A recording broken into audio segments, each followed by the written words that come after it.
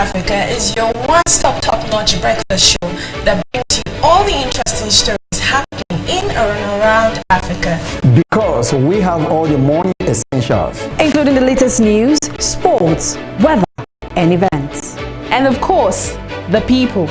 Daybreak Africa on Television Nigeria. Weekdays, 9 a.m. to 10 a.m.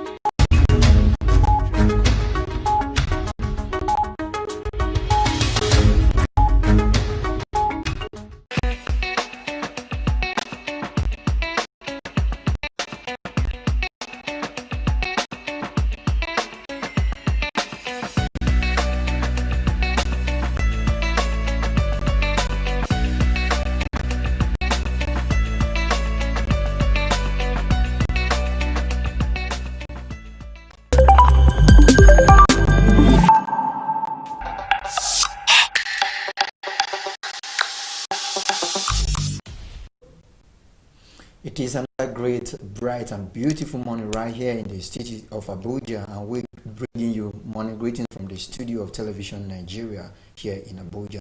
My name is Elvis Oga, and I'd like to say thanks a lot for joining us on Daybreak Africa this morning. My name is Messenger. Good morning, everyone. I hope we're all doing fine. It's fine Monday morning. Yeah, exactly. The weather looks very nice. The weather looks so refreshed for the new week. It Truly. seems the weather went for the weekend as well. But it's not yet back. That's Good morning, what Messenger. Good morning. How How are was the you? weekend? It's fine. Yeah, I can Thank tell. God. You can tell, really. Okay, I mean, a whole lot happened during the weekend. Truly, we normally get that treatment on Monday morning because a whole lot actually do happen over the weekend. Yes. So let's start from the Federal Airport Authority of Nigeria. That's FAN, bringing out a public statement which they dished out on their Twitter handle. You know, when we came across that statement, I was trying to remind you that we actually got a wind of it, but this is actually more detailed. Yeah. Like, you know, before then they hadn't released any statement whatsoever, but it not was until just Saturday, newsmen trying to gather report on what transpired. and then during the the PTF meeting by the Minister of Aviation, him coming out to call out names and call out people that whoever you are, I mean, they are even his friends, if we're even talking about that aspect. But then let's read these public statements coming from FAN. He said, the Federal Airport Authority of Nigeria, FAN, notes with dismay 2 acts of infraction on the rules and guidelines for air passengers and airport users. The first incident occurred on Saturday, July 11, 2020 at the Aminu Kano International Airport. And if further look into the statement, actually review the second point of the statement as stated, when the former governor of Zamfara State, the president of Al-Haji Abdulaziz Yari, declined to adhere to the port health protocols and procedures. The second incident occurred on Tuesday, July 14, 2020, when the governor of Adamawa State, Al-Haji Ahmadu Umar Finitri, arrived at the Port Harcourt International Airport in company of 8 other passengers. He also frankly refused to observe the airport security and port health protocols. All right, moving forward, they also said, as a responsible institution of the federal government of Nigeria, FAN holds all officials of state in high esteem and accords them all the courtesies their status deserves. Therefore, FAN has no personal issues with Al-Haji Abdulaziz Yari and Governor Fintiri. No, they went ahead to state out the reasons why they are trying to do this, just to clear the air, not as it's on personal ground or any personal. So it was stated that we, in quote, we are merely implementing our standard operating procedure, that's SOPs, to assure the success of our security and public health protocols. The protocols flouted by both personalities were duly approved by the federal government through the Presidential Task Force on COVID-19. They also said they were intended to protect all airport users and to curb the spread of COVID-19 pandemic. by their actions, the two personalities put at risk not only themselves but also other airport users. These protocols are now part of the new normal all over the world, and no person, no matter how highly placed, is exempted from them. Else, he would be denied access to our facilities.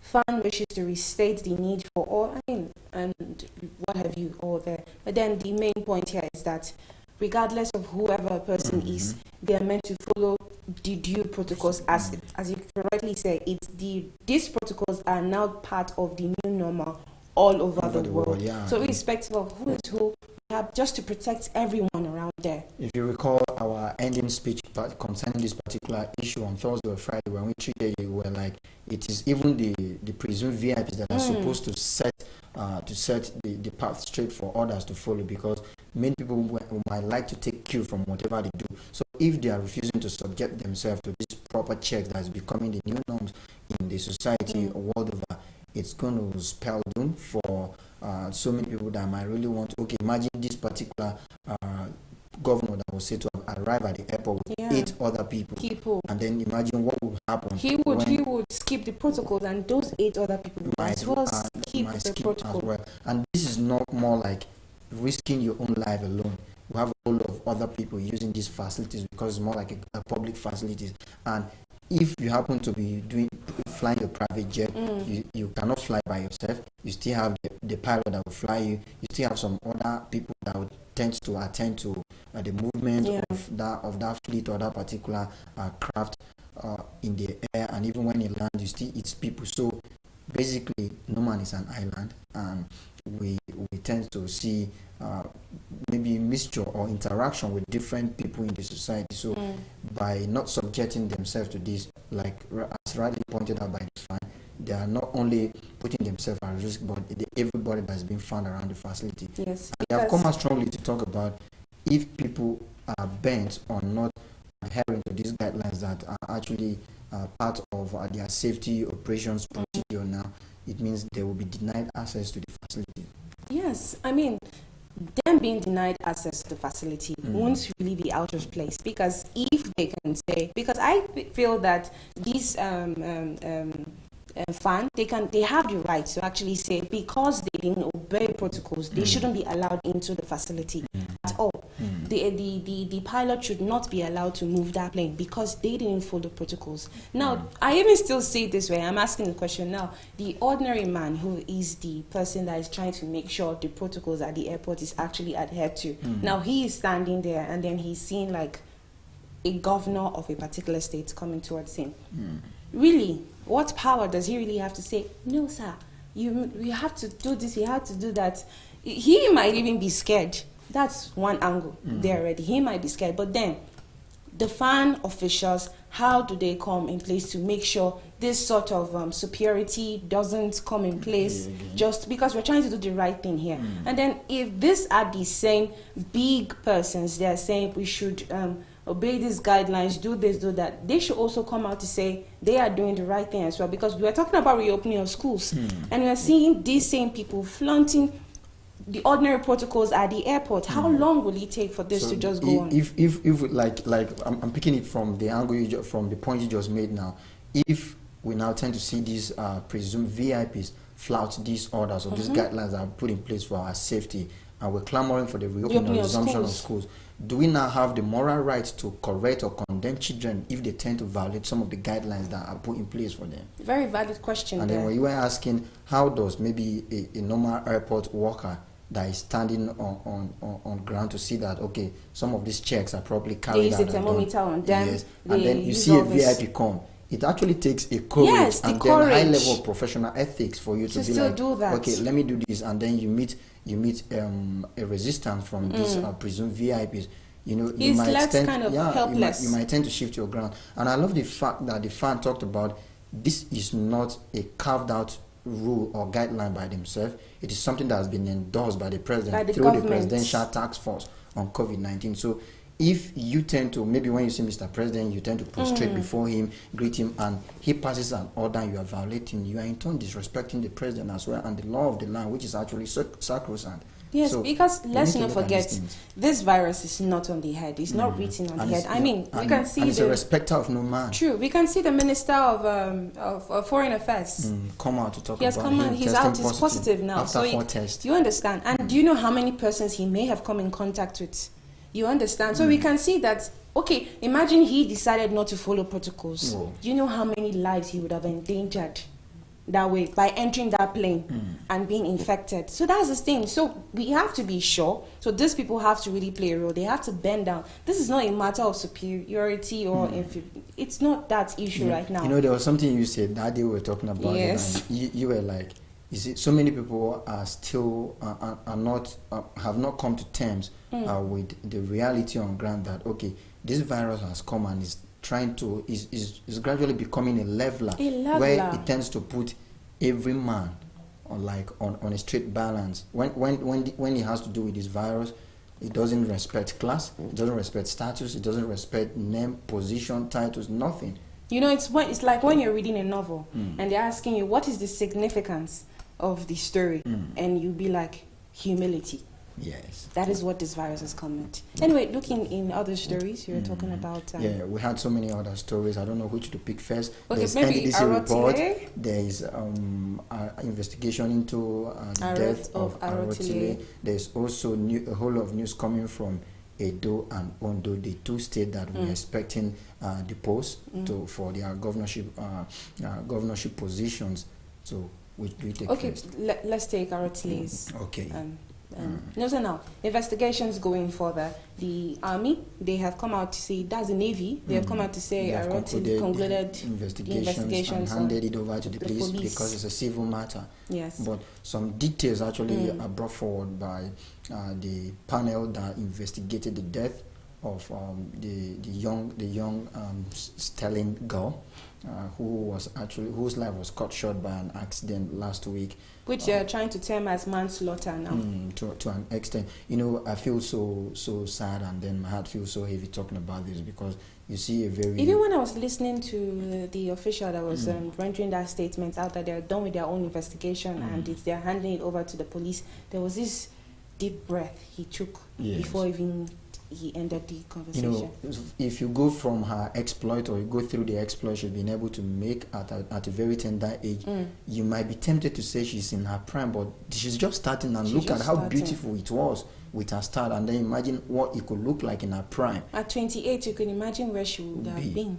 And this is just cut short by an accident. And the details of the investigation actually showed that more details have been coming out, and the NAF have been talking about due to professionalism, they don't really tend to divulge so many information that has to do with them, but for the sake of public outcry that has actually called for the investigation on the cause of the death of this young girl, they are putting that out, and they made some quite revelation. And you were talking about, okay, this investigation is good because it's bringing so many gray areas to light. So many like gray initially areas. It was not mentioned how many people were in the car, but now later there was a report 3. that there are about 3 people in the car, the driver and 2 persons.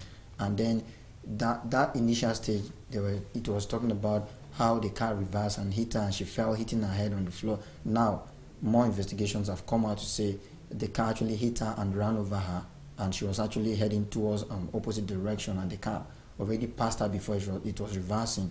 And then you might want to really put some missing links together and see where this investigation is leading to. Because there are some persons that will actually listen to this thing and sit down and have lots of questions to ask. And there are actually there are steps that are taken, and then there are information that have been put out that will tend to answer some questions like you were trying that might be quelling up on the minds of Nigeria. One, what was it doing outside then? What brought her from where she was to where the accident happened, and several other things. And another question is, if he didn't have a driver's license, what right did he have to actually be controlling a vehicle? Talking about the driver now. All right, I'm now looking at it from the angle of the deceased by herself, where it was reported that, because you know, I was trying to tell you, so many people, even though they say it's so unfortunate that at a time where we are supposed to allow the family mourn her, some people tend to have politicized the death of this young girl. Because you were saying something like a pause in her funeral rites until the investigation is done. Yes, you know, she was supposed to be buried on Thursday 23rd and in full military honors, but somebody is calling on the president to allow to pause on the funeral, like you said, pending when the investigation is concluded. And so many people have been asking several questions. Like we were trying to ask. I don't know why people might want to term it politicizing the death and everything, because somebody was now saying, okay, not so soon. If you now look at the rapid giant stride she's been making, maybe somebody's already feeling threatened by her, they might want to orchestrate her death. That is speculation from certain angle, and that's what has led to the call for the investigation into her death. And what brought her out, it was stated in the investigation report that her mates, that they attended a course which they actually have concluded, and they're meant for promotion and subsequent deployment rather. And the mate called her so that they could conclude their plans of going back to their base in Enugu. That was what brought her out. And series of other reports how she went to submit, drop her phone in her sister's house at the NAF base, and then went to a Mami market to photocopy stuff. And on her way back, that was when the accident happened. So I think those reports actually, like you said, so many gray areas there. So those reports actually from the investigation already answer so many questions, because you might really want to ask, okay, what is she doing outside at that time? What brought her out? Where was she going to? So that they could see if that could be traced to a particular interest or something. Well, I think eventually we'll see the end of the investigation, and then I think because of time, I know we have lots to talk about, but Susan can give us that over the news. So let's go to the news desk to get news from Susan Achin. Antibiotics do not work against the viruses. Antibiotics work only against bacteria. Boiling pineapple peels, lime, and ginger does not kill the virus. Putting raw onions in rooms will not ward off the virus. Using or spraying Dettol, special oils, and water all over your body cannot kill the virus. There is no scientific evidence that cooking, drinking, or eating any of these is an effective treatment for coronavirus.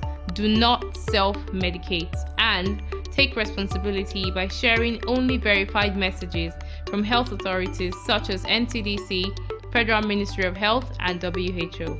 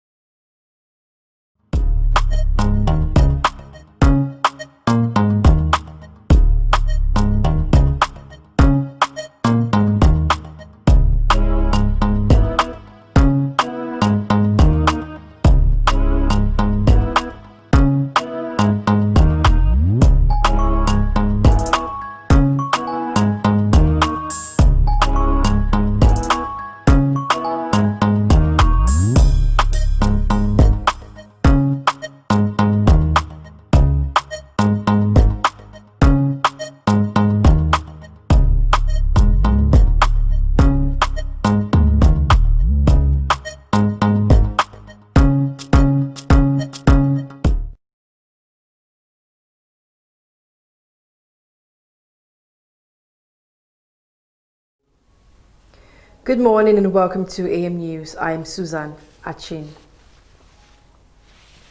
The total number of coronavirus cases in Nigeria is headed towards the 37,000 mark. This follows the confirmation of 556 new infections by the Nigeria Center for Disease Control, NCDC. Giving an update on the outbreak of the disease in a late-night tweet on Sunday, the agency revealed that the new cases were reported across 17 states and the Federal Capital Territory, while 19 states reportedly did not record a new case of COVID-19 in the last 24 hours. The records show that 15,105 persons have been discharged, with 789 deaths recorded so far. The Nigeria Air Force says that the death of Flying Officer Tolu Arutile was caused by what it describes as brute force and severe injuries following a road traffic accident at NAF Base Kaduna on Tuesday. In a news conference on Sunday, the spokesperson, Commodore Ibikunle Daramola, said the military is ruling out any possibility of foul play in the death of the young flying officer. Commodore Daramola also confirmed that the driver of the vehicle that knocked down the late officer, Mr. Nehemiah Adejo, and two other occupants of the car will be handed over to the police for prosecution, since it is a civil case. Meanwhile, a military source had earlier stated that the driver who knocked down Arutile is a civilian who had no valid driving credentials. Meanwhile, the Minister of Foreign Affairs, Geoffrey Onyema, has tested positive for COVID-19. He disclosed this himself via Twitter on Sunday. According to Onyema, he tested positive after his fourth COVID-19 test on Saturday after he developed symptoms of a throat irritation. He further stated that he is now headed for isolation in a health facility. Now, similarly, Speaker Benue State House of Assembly, Mr. Titus Uba, has tested positive for COVID-19. The Chief Press Secretary to the Speaker, Lubem Tiab, said samples from Mr. Uba and 4 Assembly members were taken by the Nigerian Center for Disease Control and CDC. Mr. Tiab's household was tested. However, only the Speaker and his last son tested positive for the virus. Nigeria's 3 federating units and all the relevant agencies have shared 651.184 billion as allocation for June 2020, according to the Federation Account Allocation Committee. This was contained in a statement from the FAC Director of Information, Press and Public Relations, Henshaw Ogubike.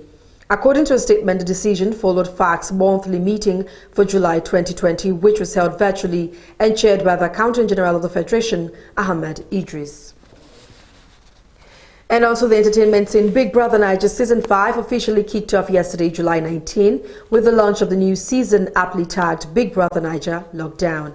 Show host Ebuka Obi-Uchendu commenced by introducing the new house, its rules, and then the housemates, who are 20 in number this season. Well, with the housemates all in and getting acquainted with themselves and the house already, it is safe to say that we are officially in for 10 weeks of mind-blowing reality television. And that's it on AM News. I am Susan Achin. We now go across Africa for some more news. Stay with us. Welcome to News Across Africa on Daybreak Africa. Ethiopia has started filling a giant hydroelectric dam it is building on the Blue Nile. Its water minister, Sedeshi Bekele, is quoted to have said on Wednesday that protracted talks with Sudan and Egypt over the structure and its impact on water supply to the 2 other countries has hit a deadlock. The Grand Ethiopian Renaissance Dam project is the centerpiece of Ethiopia's bid to become Africa's biggest power exporter. The minister, in a tweet letter on Wednesday, downplayed the filling report suggested that the water inflows were more a natural occurrence from weather patterns. Cairo was anxious to secure a legally binding deal that would guarantee minimum flows and a mechanism for resolving disputes before the dam started filling. Relying on the Nile for more than 90% of its water supply and already facing high water stress, Egypt fears a devastating impact on its population of 100 million. Sudan stands to benefit from the project through access to cheap electricity and reduced flooding, but it has also raised fears over the dam's operation.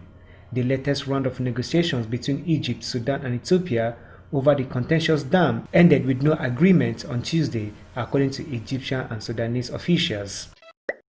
Zambia's government on Tuesday rejected claims that President Edgar Lungu had bankrolled a Rwandan rebel leader accused of orchestrating deadly attacks in its country's border regions. The claims were made by the rebel chief Kaliste Nsibamana, who is on trial for terrorism and other charges. He has already admitted to working with other foreign governments against Rwanda. Then, during his last hearing on Monday, Nsibamana told a Rwandan High Court that Lungu had promised his National Liberation Front $1 million to help oust the administration in Kigali. He said Lungu had made a down payment of $150,000 in support of rebel attacks to remove President Paul Kagame from power. In a statement Tuesday, the Zambian president said it would like to categorically refute these claims. He stated unequivocally that these allegations were false and must be treated with the contempt they deserve. The former Nigerian president, Goodluck Jonathan, landed in Bamako on Wednesday to lead mediation efforts to find a solution to the crisis in Mali.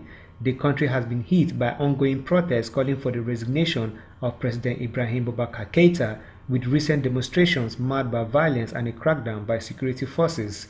The former Nigerian president was appointed head of a mediation team acting on behalf of ECOWAS, the West African regional bloc, and Jonathan had support from Nigerian President Muhammadu Buhari in providing an aircraft and other logistics needed to make the assignment successful. A Gulfstream 550 jet belonging to the Nigerian authorities took off from Abuja, Nigeria, stopped in Niamey, Niger, and then touched down at Modibo Keita Airport in Bamako on Wednesday evening. The ex-Nigerian head of state had been selected as envoy in consultation with Niger's president, Mamadou Issoufou. The Nigerian press reported. Experts in constitutional law from Benin, Togo, and Cote d'Ivoire are also expected to be involved in mediation, reported correspondent Daniel. The former Nigerian president peacefully handed over to Buhari in 2015 following his defeat in the election. Since then, he has led several electoral observation missions for the African Union. More protests are expected on Friday, with the opposition calling for Friday prayers to pay homage to the victims of the violence and crackdown on protesters. Now, the Gabon President Ali Bongo Ondimba on Thursday named a new prime minister in the person of Madame Rose Christiane Osoka Raponda. She becomes the country's first female prime minister. She will replace Julien Nkoge Bekali, who had been in the position since January 2019. Her appointment was announced by the presidential spokesperson. He said the president had instructed her to form a new government to run the affairs of the Central African oil producer. She is the fifth premier to serve under the Ali Bongo presidency. But Prime Minister Raponda is not new to political history. She became the first woman to be elected mayor of the capital Libreville in 2014. The role of the PM has so far been occupied by 11 men since the first occupant in the person of Leon Mba. The Prime Minister post was abolished between 1961 and 1975.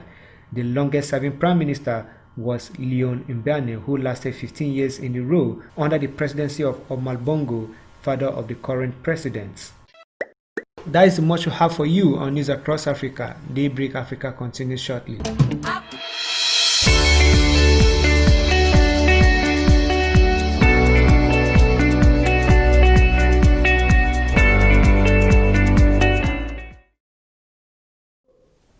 Alright, welcome back. This is still Daybreak Africa on Television Nigeria. You just listened to News Across Africa right there. We'll now take you over to our newspaper review segment for some headlines across the national dailies. But before then I know you're waiting for that.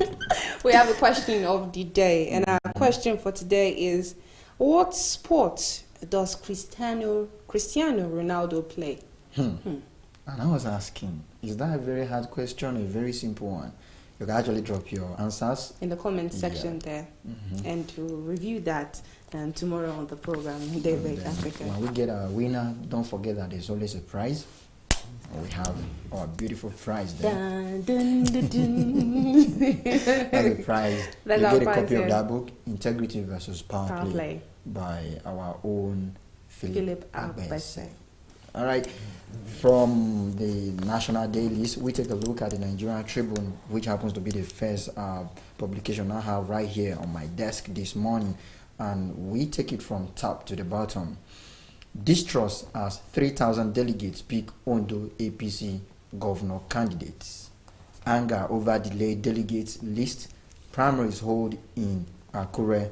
Police bar politicians with security escort from voting venue. Beside that, Foreign Affairs Minister tests positive for COVID-19. That story is on the page 3. And the initial story we took about Ondo election, primary election, can be seen on page 23. And then below the nameplate, Federation account shares 651.4 billion naira to FG and states, that is federal government. And then FG may inherit unrecovered AMCON debts. That is coming from the AMCON MD, and that story is on the page 6 of the Nigerian Tribune. And beside that, location of 36 truck parks in Apapa causing port congestion. That is coming from MPA, and that particular issue has been an issue of concern for a while. And I think the successive government and this government have been trying their possible best to see that they put an end to that, because that region happens to be the major cause of a major gridlock in Lagos. Sure. All right, we take a look at the banner headline with a caption: Air Force reveals last 6 hours of Aritole's life. She suffered head injuries. It says driver named, handed over to police. That is on the page 3 of the Nigerian Tribune. I will now take a look at some few more headlines before we move on to the next publication. Sarah writes Buhari seek presidential panel to probe alleged corruption in NDDC. Check that out on the page 23 of the Nigerian Tribune. And then suspected bandit arrested, arms recovered in Kogi. I'll take this last one here. Army bandits in bloody clash in Katsina. 16 soldiers killed, 30 injured. That's coming from residents. And then 1 officer, 2 soldiers killed, 30 injured. That is coming from Army. You can pick a copy of the Nigerian Tribune to get the details of the stories and even more as MJ take us to the next paper. All right, the Guardian newspaper this morning, the big headline here, 64 billion naira e-waste poses health risk for Nigerians. Others, US, UK, China, Germany dump waste on Africa. Toxics found in breast milk, vegetables, others. Experts lament weak legislation to tackle menace. That's page 6. Below the picture nameplate here, rift among Southeast senators over multi-billion SUVs deepens. How lawmakers frustrated local bid. That's on page 8 of the Guardian newspaper. Now take this more inside story headline. Foreign Affairs Minister Onyema tests positive for COVID-19. That's on page 4. JAMB warns tertiary institutions on post-UTME screening fees. That's on page 3. Below that, Ekiti to begin enforcement of face masks today. Sets up special court. So a special court is being set up for those who are going to be found not putting on their face mask on the streets. Yeah. But it's not the first time we're hearing that. But talking about special courts, this is going to go a long way. You know, you've been talking about people's nonchalant attitude towards wearing a face mask. What happens to them if they are not even putting on the face mask? But coming from Ekiti, I'm actually taking it particularly because this happens to be a state where the current chairman of the Nigeria Governors Forum is from. Yeah. So he might be blazing a trail that other governors might want to follow across the federation, and it will actually be good. All right, no problem. We have an eye on them. Wife of OAU ex-VC, Afola Shade Omole, dies at 66. That's on page 3. And that does it for the Guardian newspaper this morning. All right, and a quick look at the Daily Sun reveals some interesting headlines here. But the banner headline is not interesting at all, with the caption, Bloodbath in Katsina, Borno. Bandits kill 16 soldiers in Katsina. Troops kill Boko Haram, Imam. 4 commanders in Borno. Gunmen abduct lawmaker's daughter. Policemen 5 others in Kano, Kaduna. And I was trying to share that story with you this morning, and it's really, really sad. All right, below that, which is actually below the picture story, Hossa Okumbo reports Obaseki to Buhari wants governor to leave him alone. That story can be seen on page 36, 18, 23, and 24 of the Sun newspaper. 81.5 billion naira NDDC probe. Reps rule out new panel. Sarah writes Buhari 6 presidential probe panel, and that can be seen on page 6. And I'm trying to look at these 2 headlines. The reps have actually already started a probe to that effect, and then Sarah is writing the president to set up a new panel, but the reps are saying they don't see a new panel springing up anytime soon. Probably anytime soon. Yeah, the rules have new panel, but Sarah would want to see a new panel. Okay, we see how that plays out. Like you always say, our eyes on them steady. Okay, beside that, Aritole, Air Force unveils killer driver. Suspect has no valid driver's license. That can be found on page 34. And then below that, Akerodolu, OK, Kekemeke, others fight for APC ticket today. And that story is on the page 37 of the Sun newspaper. I'll take this last one here, which is actually beside the nameplate. Onyema, Minister of Foreign Affairs, contract COVID-19. FG evacuated 692 Nigerians from US, France, others. That story is on the page 35, and you can do well by picking a copy of the Daily Sun newspaper to get the details of these stories we brought your way and even more. Taking a look at the Punch newspaper this morning, the headline here, Arotile, police to take over case, may charge suspect with manslaughter. I think we were talking about that earlier in the program. Ex-classmate faces 7 years imprisonment if convicted. Slaying pilots completed promotion exams recently. awaiting deployment. You actually talked about that. We talked about that. All right, below the picture story there, Foreign Affairs Minister Onyema tests positive for COVID-19. And beside that, Ondo woman conspires with lover to kill ex-boyfriend. That's on page 8. National Assembly vehicles contractors petition Buhari, demand 875 million naira, threatens suit. That's on page 8 as well. Slightly above, 2020 UTME admission begins August 21st, says JAMB. That's on page 14. Beside that, new investor taking over MKO Abiola Airport, Oshun. That's on page 18. Above the picture nameplate there, intrigues, last-minute alignment as 11 aspirants contest Ondo APC governorship tickets today. That's on page 2. And I'll take this final headline here. AMCON develops strategies to recover 5 trillion naira debt. That's on page 35. And that does it for the Punch newspaper this morning. Talking about the issue of AMCON there, you know, when this administration came on board and some of us started seeing the proactive measure or very tough stand taken by the AMCON to recover some debt, and so many people and so many properties were seized then. People were trying to politicize it, maybe because some people that were actually touched them feel because they were not from a particular political party, or because they have voiced out their concern concerning issues of national interest. Looks at one like point in time, everything that happens always has to boil down to opposition and not opposition. That's one sad thing or sad reality we are faced with in Nigeria, and it tends to hamper on development, hamper on the right thing to be done at different times, and we really need to preach against that and see that the right thing is being done irrespective of whoever is involved. True. All right, let's take a look at the Nation newspaper and see some headlines that we have from there. Just above the nameplate, Buhari wishes virus positive Onyema quick recovery. That's always on the page 6. When during the AM news, when I was listening to Susan, she also talked about the Speaker of House of Assembly in Benue State also being contracting the virus and testing positive. And it's quite worrisome, because these are people that have been having contact with people because they have been reaching out to their constituent times to that number. Yes, they've been having meetings upon meetings. They're trying I think I like the fact that Onyema has said that he is going to a health facility for isolation ASAP, and we're calling on the government and authorities to do serious contact tracing as well, because these people must have had contact with series of people. And then it's a call out for those who, I mean, cautiously, you have come in contact with this person over the last 1 week. They should come out. I'm so particular about the Benue State issue because I saw my rep from my constituency in talk to him. You know, there has been this communal clash between